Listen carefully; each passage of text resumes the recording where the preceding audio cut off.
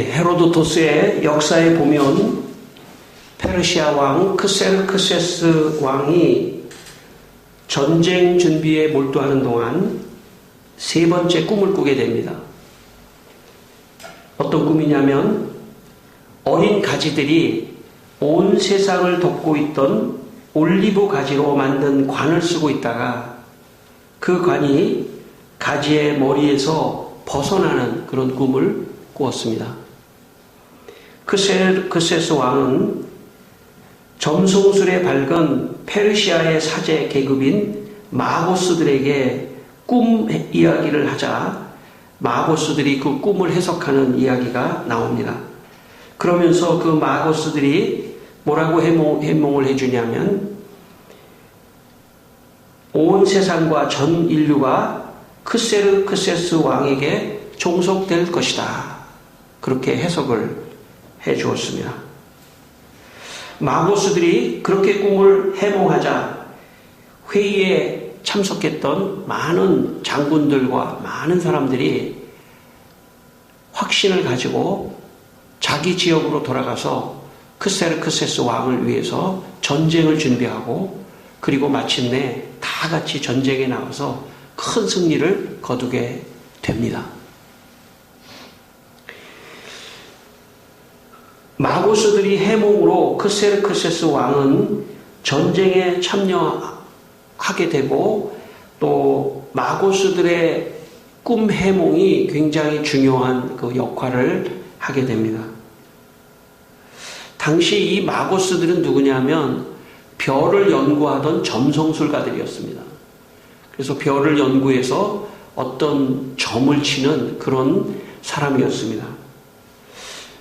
그런데 단순하게 그런 어떤 추측을 가지고 점을 치는 사람들이 아니고 천문학자로서 굉장히 과학자입니다. 과학적인 통계를 가지고 어떤 점을 쳤던 그런 사람입니다. 또 이 마고스들은 종교적인 어떤 사제의 역할도 했던 그런 사람입니다. 또 이 마고스들은 당시에 지식인이었습니다. 그러니까 이 마고스가 된다고 하는 것은 상당한 어떤 위치에 올라 있는 그런 사람들입니다. 지도자입니다. 어떻게 보면은 책략가이죠. 전쟁을 할지 말아야 될지 어떤 그런 것도 판단하는 전술가이고 지식인이고 종교인이고 과학자고 아주 뛰어난 어떤 그룹의 그런 사람들입니다. 오늘 성경 말씀 마태복음 2장 1절 말씀에 헤롯 왕 때에 예수께서 유대 베들레헴에서 나심에 동방으로부터 박사들이 예루살렘에 이르렀다. 이렇게 말씀합니다. 여기 동방 박사가 바로 마고스입니다. 동방 페르시아의 마고스, 천문학자이며 지식인이며 그리고 종교인이며 엘리트이며 전략가이며 이런 모든 지식인의 총체가 이 마고스인데 그 마고스들이 어느 날 바로 하늘의 별을 보고 야, 이 별은 보통 별이 아니다. 분명히 이 별은 인류를 구원할 만큼의 큰 인물이 날 놀라운 별이다 생각하고 그 먼 동방에서부터 예루살렘으로까지 지금 왔던 것입니다. 여기 이 동방박사의 헬라어 원문은 마고이라고 이렇게 기록하고 있습니다. 그러니까 틀림없죠. 그 마고이들입니다. 우리 성경책의 각주에 보면 그 마고이들은 점성술가다 이렇게 그 각주에 써놓고 있습니다. 별을 연구하고 점성술을 연구했던 지식인 그 마고이들이 지금 바로 예루살렘으로 예수님 탄생을 축하하기 위해서 황금과 유향과 모략을 가지고 지금 도착하게 된 것입니다.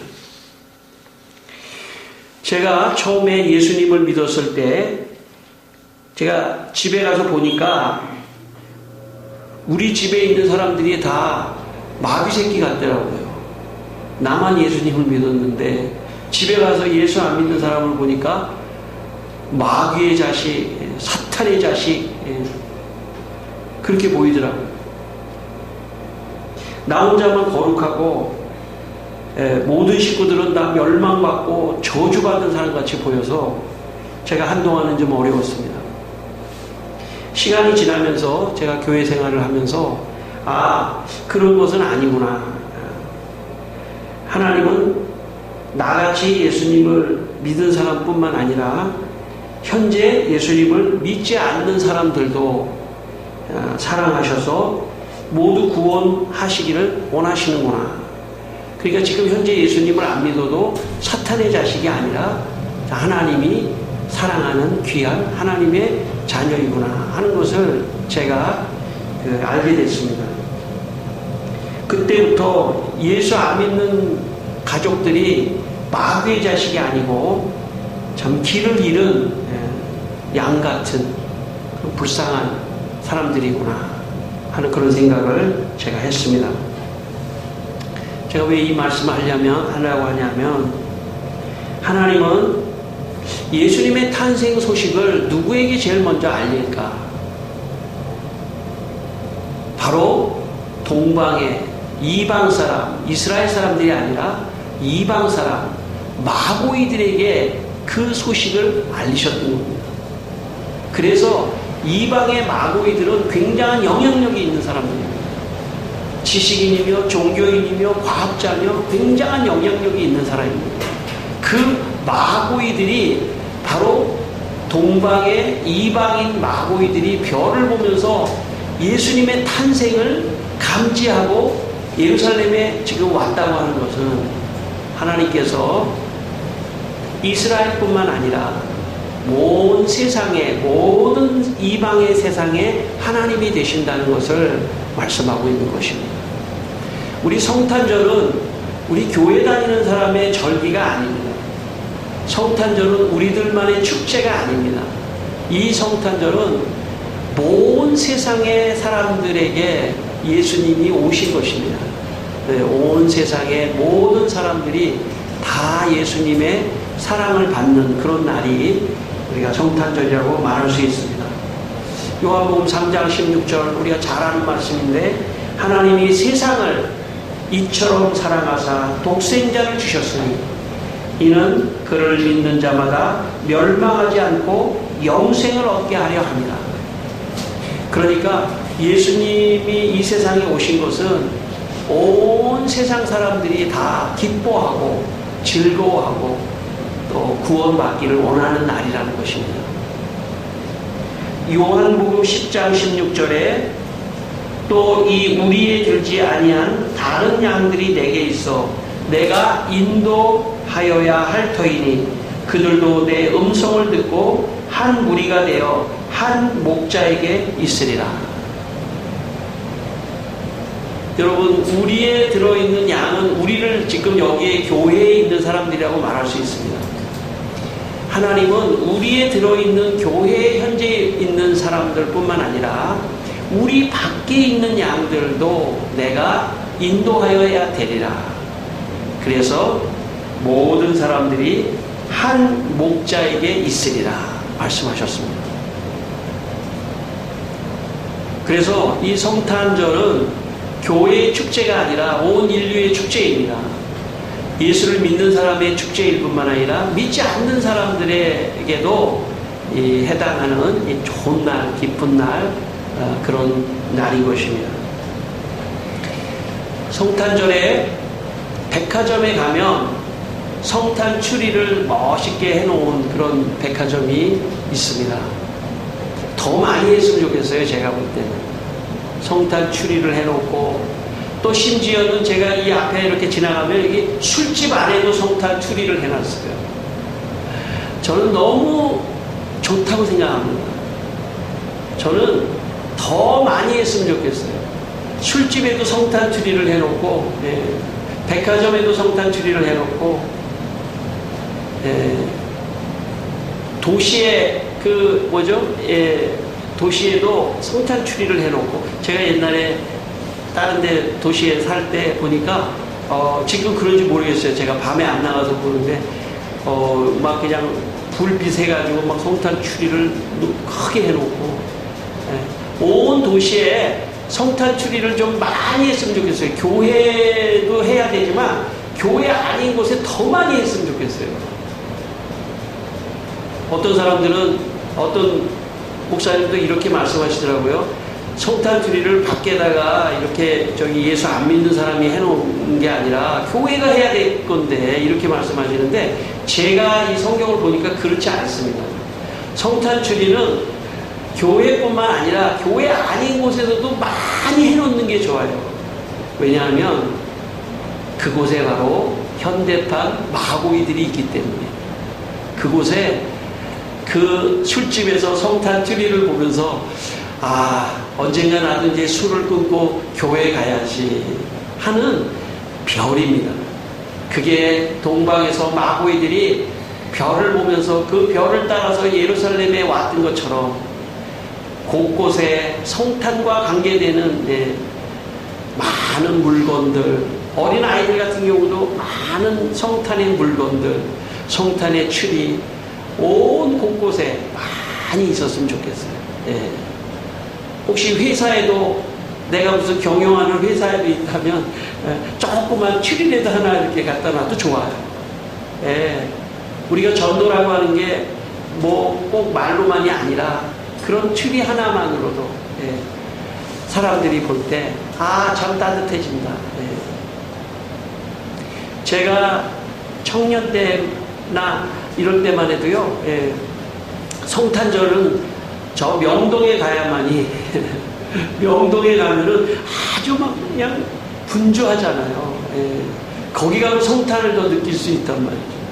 어떤 사람들은 장사를 위해서 카페에다가 차려놓던, 더 많이 차려놨으면 좋겠어요. 제가 볼 때는.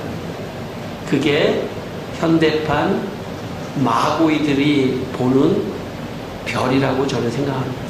그 별이 결국은 사람들의 마음속에 성탄절이 좋은 거구나, 성탄절이 너무 참 기쁘다. 역사적으로 겨울에 우리가 이 성탄절의 절기가 있잖아요. 사실 겨울은 춥고 외롭고 참 힘든 때입니다. 성탄이 이 겨울쯤에 있는 게 저는 너무 좋은 것 같아요. 연말에 있는 것도 거의 좋고, 따뜻하게 서로 성탄을 나누고. 제가 며칠 전에 어느 길을 갔더니 길 옆에다가 이렇게 축성탄이라고 이렇게 쫙 그 도시에 쫙 붙여놨어요. 무슨 체육대회 같은 거 하면 거기다 이렇게 붙여놓는 것처럼 축성탄을 쫙 붙여놨어요. 우리 교회도 여건만 된다면 나중에 이 동네에다가 축성탄을 쫙 붙여놨으면 좋겠어요. 저는 그게 현대판 별입니다. 마고이들이 그걸 보면서 언젠가는 나도 교회 가야지. 하나님께서 왜 성탄에 이스라엘 사람들에게 계시하시지 않고, 물론 이스라엘 사람들에게 계시한 것도 있습니다. 누가복음에 보면 목자들에게 계시한 것도 있지만 이스라엘에게만이 아니라 저 먼 나라 동방의 박사들, 마고이들에게 했다고 하는 것은, 하나님의 마음은 온 세상에 이 성탄의 기쁨을 같이 나누며 하나님의 사랑을 같이 나누고 그 사랑을 받는 그런 백성들이 다 되기를 원하신다. 이게 하나님의 성탄의 마음이라는 것을 기억하시기를 바랍니다. 오늘 2절 말씀 우리가 같이 한번 읽겠습니다. 2절 함께 하겠습니다. 유대인의 왕으로 나시니가 어디 계시냐? 우리가 동방에서 그의 별을 보고 그에게 경배하러 왔노라 하니. 이 동방 박사들이 별을 보고 왔지만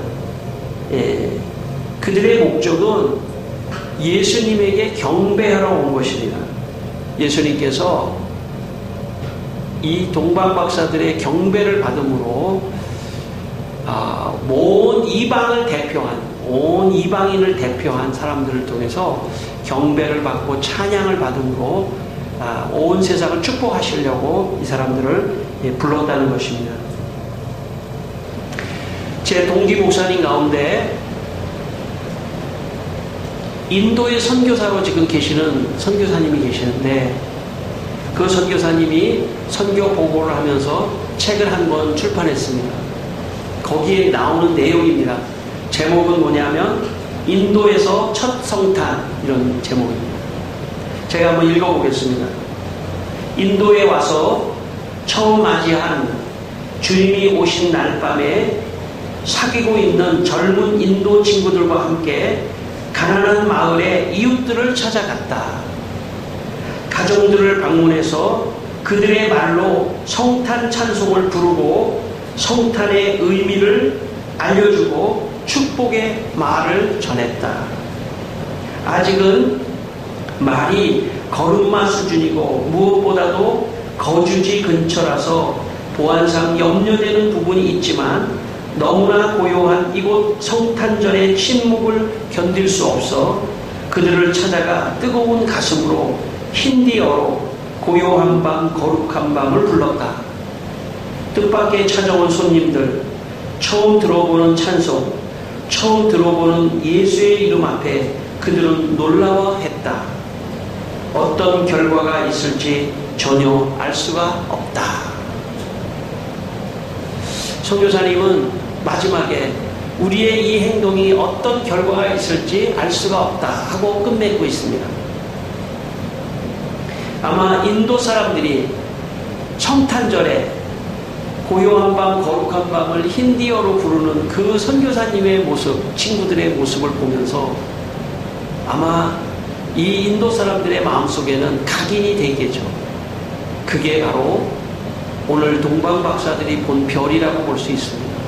하나님께서는 이 선교사님이 가서 말씀을 전하고 예수의 성탄을, 기쁜 성탄을 전하는 것을 통해서 마음에 참 별을 보는 그런 기회를 제공한 것입니다. 오늘 본문 3절에 보면 헤롯 왕과 온 예루살렘이 듣고 소동했습니다. 왜냐? 동방의 이 마고이들이 찾아왔다는 것은 지금으로 말하면 어떤 외국의 사신이 온 것 같이, 이 세 사람이 왔지만 이 세 사람이 온 게 아닙니다. 사실은 이 세 사람을 보좌하는 많은 부대가 같이 순례하며 왔다는 걸 의미합니다. 예루살렘이라고 하는 것은 사실은 시골 도시입니다. 당시에 동방 페르시아는 아주 거대한 국가였고, 그래서 거기에서 이 외국 사람이 왔다고 하는 것은 예루살렘의 입장에서는 굉장한 손님이 온 겁니다. 그러니까 예루살렘 사람들이 보고 깜짝 놀랐겠죠. 아니 웬일로 이 동방의 마고이들이 여기까지 오셨지? 왜냐하면 탄생하실 그리스도 예수를 경배하기 위해서 왔다. 그러면 아마 예루살렘 사람들이 소동했단 말이죠. 야, 도대체 얼마나 큰 인물이 우리나라에서 나길래 이렇게 훌륭한 분들이 여기를 찾아왔을까? 아마 예루살렘에 있는 사람들의 입장에서는 이 동방의 마고이들의 멋진 옷과 세련된 어떤 문화를 보면서 야, 저렇게 훌륭한 사람들이 섬기는, 경배하는 그 예수님을 그분은 얼마나 훌륭한 분일까? 동방박사가 별을 보면서 왔다면 예루살렘 사람들은 동방박사 자체가 또 다른 별일 수 있는 것입니다. 그래서 결국은 이 모든 예루살렘에 소동하는 사람들이 다 같이 예수님에게 찾아가서 예수님을 만나는 이야기가 있습니다. 자, 그런데 오늘 이 4절 말씀에 보니까 왕이 모든 제사장과 백성들의 서기관들을 모아 그리스도가 어디서 나겠느냐라고 물었습니다. 이때 이르되 5절에 유대 베들레헴이오니 이는 선지자로 이렇게 기록된 바 또 유대 땅 베들레헴아 너는 유대 고을 중에서 가장 작지 아니하도다. 내게서 한 다스리는 자가 나와서 내 백성 이스라엘의 목자가 되리라 하였음이니라. 여러분, 별 중에 별이 있는데 그것은 성경입니다. 동방박사들이 예루살렘까지는 왔지만 아주 구체적으로 그 예수님이 어디서 탄생하실지에 대해서는 정확하게 몰랐습니다. 성경을 들여다보니까 성경에서 어떤 예언이 있냐면 베들레헴에서 그리스도가 탄생하실 것이다 라고 하는 예언이 있었던 것입니다. 그러니까 자연의 별도 있지만 사람의 별도 있지만 더 별 중에 별이 있다면 그것은 성경입니다. 성경 말씀 속에 바로 예수님이 어디서 탄생할 것을 예언했을 뿐만 아니라 예수님의 말씀이 있고 인생의 진리가 있고 인생이 가야 하는 가장 중요한 교훈이 성경의 말씀 속에 있는 것입니다. 여러분, 우리는 별 중에 별을 지금 가지고 있는 사람들입니다.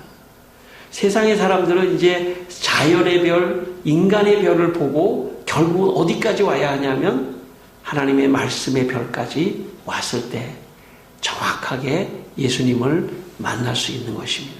그래서 우리는 성경의 말씀 속에서 날마다 말씀을 들으며 예수님을 만나는 것입니다. 여러분 모두에게 별 중에 별이신 이 성경의 말씀이 여러분의 것이 되기를 축원합니다. 항상 이 말씀을 붙들고 말씀의 교훈대로 살아가시기를 바랍니다.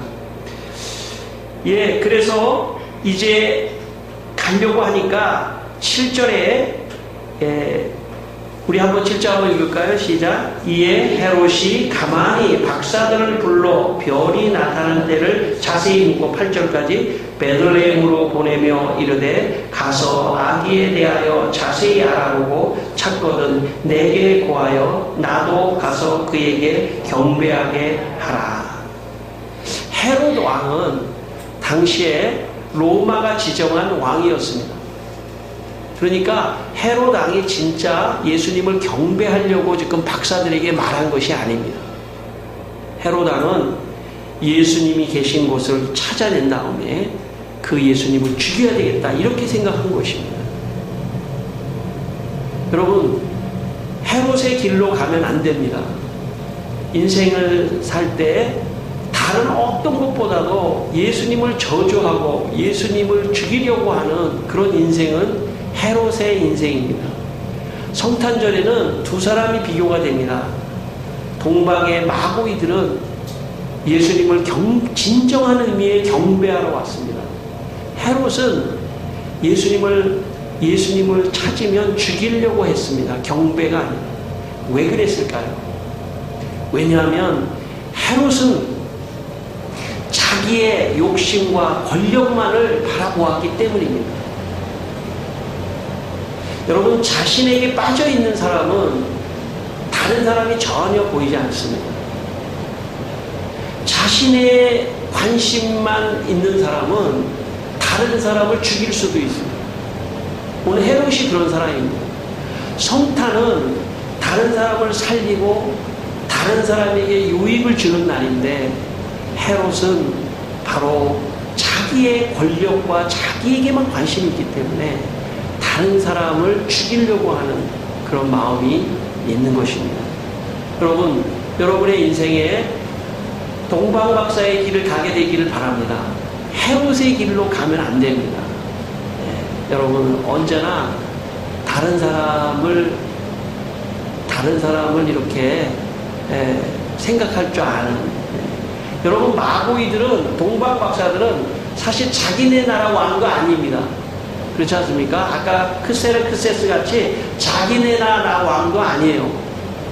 그렇지만 우리나라 왕도 아니지만 다른 나라의 혹은 모두를 유익하게 할 수 있다면 나는 황금과 유향과 모략을 가지고 가서 경배하고 찬양하겠다. 이런 성숙한 마음입니다. 그러나 헤롯은 나는 저 아기 예수가 커서 혹은 그가 왕권을 가지면 그러면 내가 물러날지도 모른다는 자기 중심적인 그런 사람은 결국은 성경에 헤롯과 같은 그런 사람으로 지금 나타나고 있습니다. 여러분, 우리가 보통 사람들이 이렇게 볼 때, 저 사람이 참 철이 없다. 그런 사람은 어떤 사람입니까? 자기만 생각하는 사람입니다. 자기만 생각하는 사람은, 저 사람 참 철이 없다. 이렇게 생각하는 거죠. 근데 반대로, 저 사람이 참 성숙하다. 이런 사람은 뭘까요? 기준이. 다른 사람을 생각하는 사람이, 저 사람 참 속이 깊다. 성숙하다. 그런 사람의 기준은 다른 사람을 생각하는 것입니다. 그런데 저 사람이 참 미성숙하다, 철이 없다. 그거는 자기만 생각하는 것입니다. 오늘 헤롯은 자기만 생각하는 사람입니다. 여러분, 우리 모두가 다 연약한 사람들이에요. 그러나 여러분, 성장을 해야 합니다. 여러분, 우리 모두는 다 성장을 해야 합니다. 오늘보다는 내일, 내일보다는 모레 성장해 가야 합니다. 성장해 가는 사람은 마구이들입니다.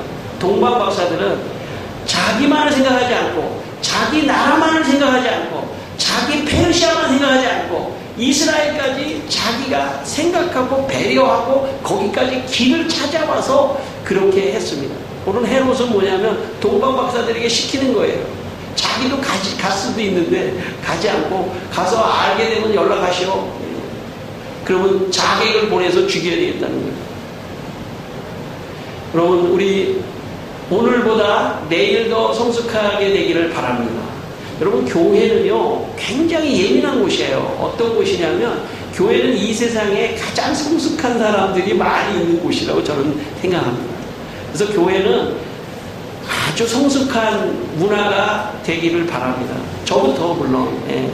그래서 다른 사람에게 이렇게 배려하는, 이해해주는 성숙한 마음 필요합니다. 우리 모두가 다 이 성탄절에 그런 마음이 다 있게 되기를 바랍니다. 마지막 12절 말씀 같이 한번 읽겠습니다. 마지막 11절 말씀, 11절입니다. 같이 한번 읽겠습니다. 집에 들어가 아기와 그의 어머니 마리아가 함께 있는 것을 보고 엎드려 아기께 경배하고 보배합을 열어 황금과 유향과 모략을 예물로 드리니라. 동방 박사들이요, 예수님에게 올 때 그들은 경배만 하는 게 아니라 조그만 선물도 가져왔습니다. 황금과 유향과 모략을 가져왔습니다. 여러분, 가장 작은 거라도 그 황금과 유향과 모략에는 동방 박사들의 마음이 담겨져 있는 겁니다. 말로만이 아니라. 그래서 우리는 사실은 날마다 하나님께 예물을 드리는 게 황금과 유향과 모략을 드리는 것입니다. 사실은 교회에 오셔서 우리가 그냥 예배만 드릴 수 있지만 아주 적은 거라도, 내 형편에서 정말 아주 적은 것이라도 우리 하나님 앞에 드리는 그런 마음이 있어야 합니다. 옛날에는요, 교회에서 이렇게 하면은 어떤 사람이 헌금을 얼마 한 것까지 막 강단에서 부른 적도 있어요. 그렇게까지는 할 거 없습니다. 우리는 헌금의 액수가 중요한 게 아니에요. 헌금의 액수가 중요하지 않습니다. 저도 그렇게 생각합니다. 중요한 게 아니에요. 그러나 그냥 아무것도 안 하는 거하고 10원을 하는 거하고 달라요, 마음이. 그래서 그런 훈련이 또 필요합니다. 동방 박사가 우리에게 그런 것을 말씀하고 있는 겁니다.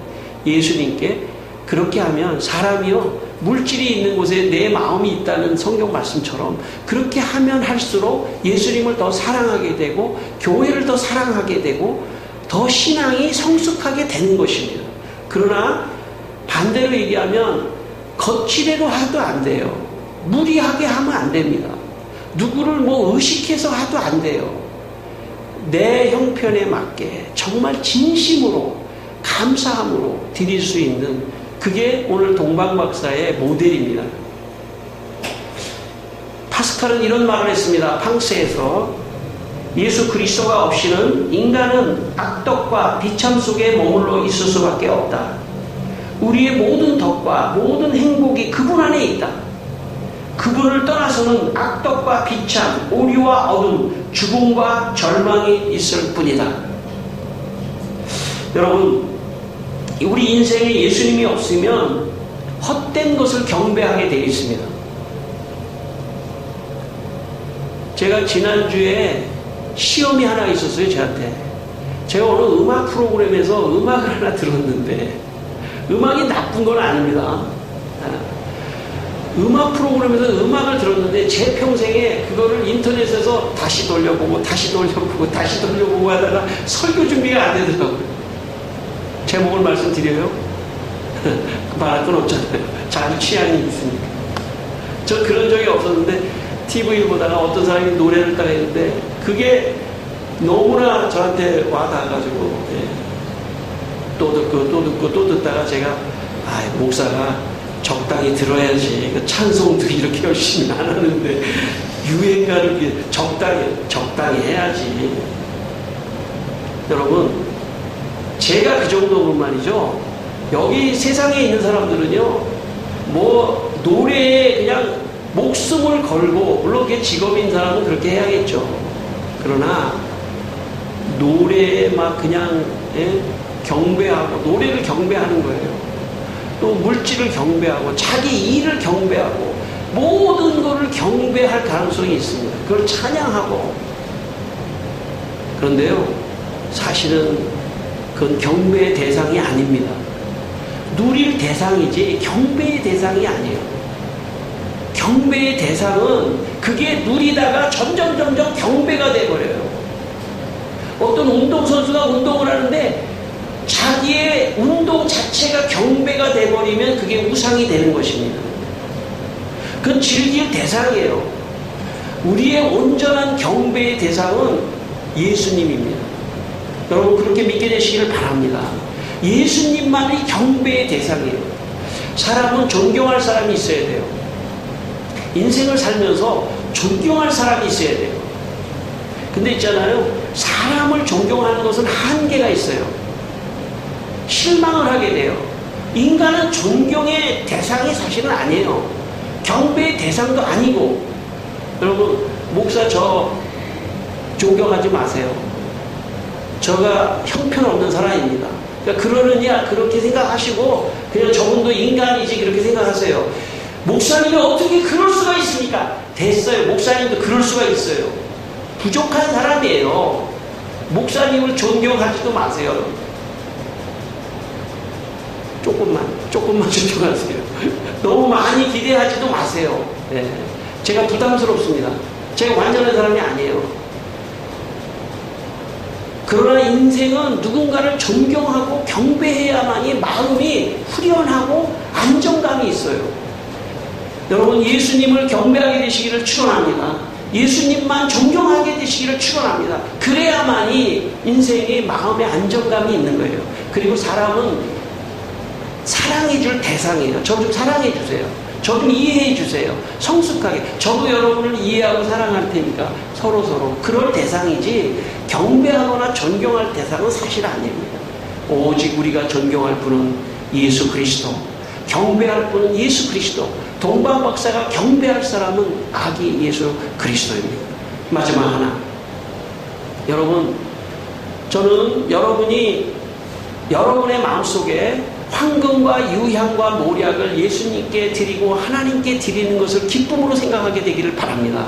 왜냐하면 인간은 그 물질을 다른 곳에다가 자꾸 바치기 시작하면 결국 허무해지는 것입니다.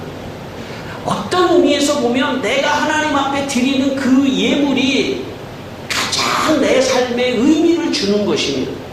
내가 수고해서 이렇게 하나님께 드렸다라고 하는 그것 자체가 마음의 위로와 의미를 주기 때문에 우리는 하나님께서 동방박사를 통해서 예물을 드리게 하시는 것입니다.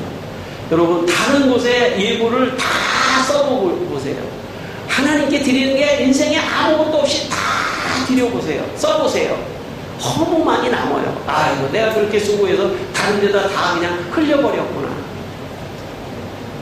저는 꼭 그렇게 생각은 하지 않지만 하나님께 드리는 그 예물과 정성과 황금과 유향과 모략이 여러분의 인생에 가장 남는, 가장 잘 하신 것입니다. 저는 여러분이 하나님의 축복을 더 많이 받아서 황금과 유향과 모략을 드리며 기뻐하며 또 여러분의 인생에 예수님만을 경배해서 기뻐하는 그런 성탄절, 여러분뿐만 아니라 이웃 모두가 다 성탄의 기쁨을 누릴 수 있는 그런 통로가 되시기를 주의 이름으로 축원합니다. 기도하겠습니다. 우리 한번 기도하겠습니다. 이때 이 시간 기도하실 때 하나님 성탄의 기쁨을 우리 가정 안에 주시옵소서. 내 마음 안에 주시옵소서. 오직 경배는 경배받으실 분은 하나님밖에 없습니다. 경배합니다. 주님 존경합니다. 그리고 우리의 마음과 정성과 뜻을 다하여 예물도 하나님께 드립니다. 하나님, 우리 성도들 황금과 유향과 모략의 내용, 액수는 중요하지 않습니다. 조금이라도 드릴 수 있도록 생활을 축복해 주시고 주님 건강을 축복해 주시고 사업을 축복해 주시고 그래서 일생 예수님을 경배하며 예수님께 물질을 드리며 또 행복하게 살 수 있도록 우리 성도들을 축복하여 주시옵소서. 하나님, 한 해를 감사합니다. 이 성탄 주일날 하나님 모두가 다 주의 축복 가운데 거하게 우리 성도들을 축복하여 주시옵소서. 하나님 아버지, 오늘 귀한 성탄절에 우리 모두를 예수님 앞으로 인도해 주신 것을 감사드립니다. 우리 성도들이 일평생 예수님과 함께 행복한 인생을 살도록 인도하여 주시옵소서. 예수님 이름으로 기도드리옵나이다. 아멘.